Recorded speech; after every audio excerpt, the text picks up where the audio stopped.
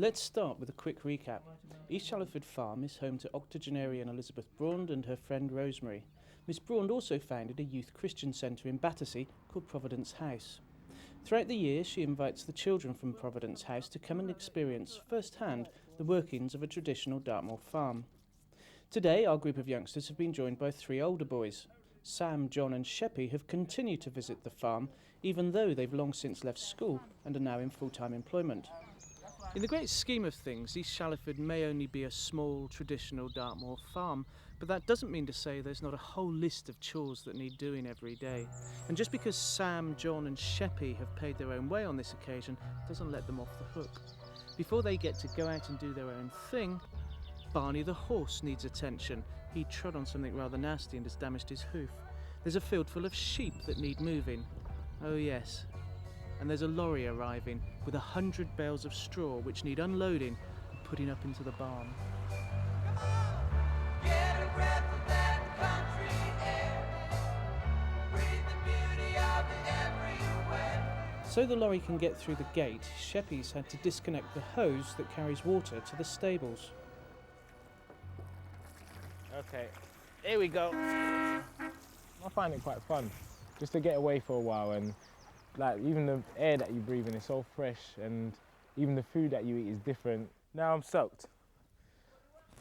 And then when we go back, it's like back to work and it all starts again. But when we come down here, it's like a different life. That was fun. Come on, it's all ready now. Okay.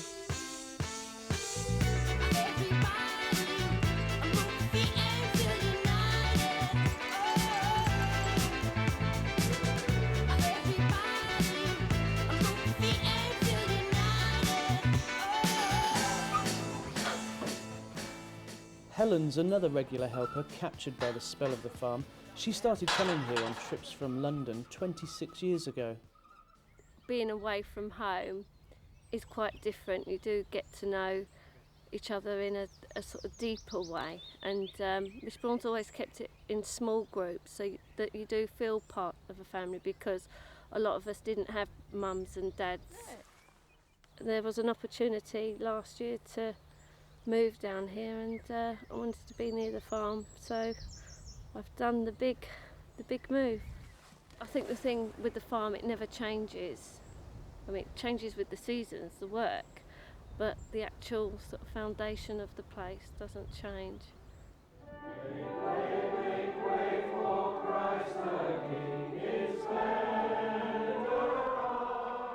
That foundation for Miss Braund and Rosemary is their faith in God, and on Sundays a trip to Dunstan Chapel is the norm.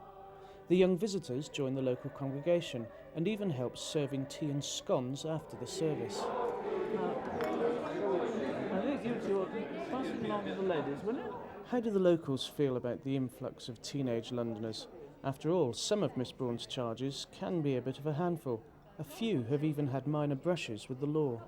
You'd never have any worry about the kids themselves. I think the nice thing to see is that they've actually got a bit of stability there, and it's nice that in a world where very often they don't have a home, where either father's in prison and mother's out all the time or whatever, whatever their circumstances are, some of these kids look at Shallowford as their home.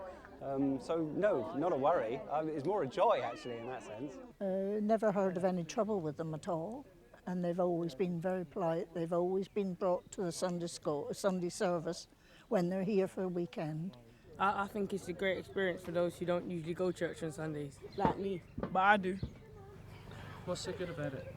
It's fun. It brings everyone from the community together. Yeah, and it makes everyone get to know each other. Like if someone's new, they could just come to church and meet new people. One thing's for sure, Miss Braund's devotion certainly does not go unnoticed. She makes sure we're not bored when we come down here. Yeah. And she also feeds us as well. I mean, there's always games and things for us to do when we come down here, and we never feel like strangers to her. And I think that's really good as well. And she don't have to do what she's doing for us. And I just like to say thank you. That's it.